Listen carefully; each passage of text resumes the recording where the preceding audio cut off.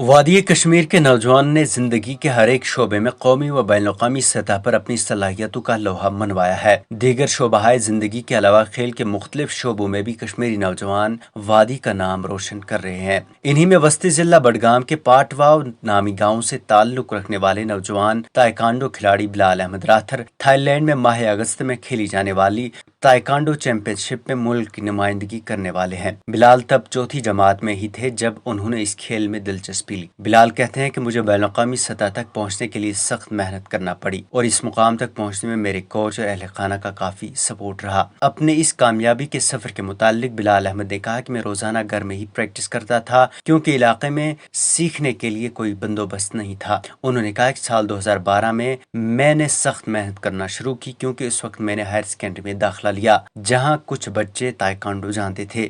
بلال کی سال 2012 میں پہلے ضلعی سطح پر پھر ریاستی اور بعد میں قومی سطح پر سلیکشن ہوئی۔ بلال نے پنجاب میں منعقدہ ریاستی سطح کی چیمپئن شپ میں پہلی پوزیشن حاصل کی۔ بلال احمد راتھر نے کہا کہ اس کے بعد دوسرے سال میں نے دلی میں منعقدہ جونیئر چیمپئن شپ میں چاندی کا میڈل حاصل کیا۔ اس کے بعد 2018 اور 2019 میں بلال نے دلی میں منعقدہ قومی سطح کی ایک اور چیمپئن شپ میں حصہ لیا جہاں بلال نے سونے کا تمغہ حاصل کیا اور اسی کارکردگی کی بنیاد پر بلال کو بین الاقوامی سطح کی چیمپئن شپ کے لیے شامل کیا گیا ہے۔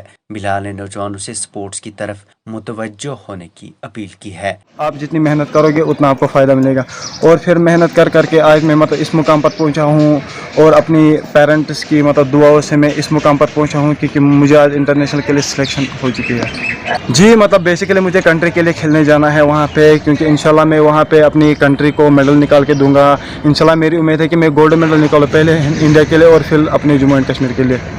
جی بیسیکلی ان کے لیے یہی میسیج رہے گی کیونکہ جو آج کل ہمارا یوتھ ہے وہ غلط کاموں میں یہ سب ہو چکا ہے۔ آج کشمیر کی بات کر رہا ہوں لیکن اب جب کہ کوئی سپورٹس میں کوئی آ سکتا ہے اس کا جتنا بھی ٹائم سپورٹس میں گزرے گا کیونکہ اس کو پھر سوچنے کے لیے غلط کام جب کہ کچھ سوچے گا وہ اچھا ہی سوچے گا لیکن غلط کچھ نہیں سوچے گا کیونکہ جو بھی اسپورٹس ہے وہ انسان کو مینٹلی اور فزیکلی فٹ رکھ سکتا ہے۔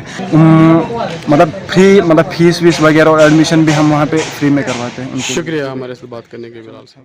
بڈگام سے بلانگ کرتا ہوں۔ میرے فادر کا نام ہے مقصود احمد راتھر اور میں نے جو بھی جو آپ جو میری گیم کھیل رہی ہے اس ٹائم جو میں گیم کھیل رہا ہوں وہ میں نے 2011 سے سٹارٹ کیا ہے اور ان دنوں میں 4th کلاس میں پڑھ رہا تھا اور اس ٹائم کے جو میرے کوچ رہے ہیں سید سجاد شاہ انہوں نے مجھے گائیڈ کیا اور سکھایا بھی اسی طرح اور ان دوران جو میرا پہلا ڈسٹرکٹ ہوا تھا 2012 میں اور اس ڈسٹرکٹ میں میری سلیکشن ہو گئی اسٹیٹ کے لیے اور اسٹیٹ ہمارا جو تھا وہ جموں میں ہوا تھا اور اس میں نے گولڈ میڈل نکال کے نیشنل کے لیے کوالیفائی کیا تھا اور انٹرنیشنل کا کوئی ایونٹ ہی نہیں ہوا تھا کہیں پہ، ساری جگہ آل اوور ورلڈ میں حالات خراب ہوئے تھے اور پھر جب کہ حالات سدھر گئے تھے حالاتوں میں سدھار آیا ہے اور پھر وہاں سے لیٹر آئے ہے کہ آپ کو انٹرنیشنل کے لیے سلیکٹ کیا گیا ہے۔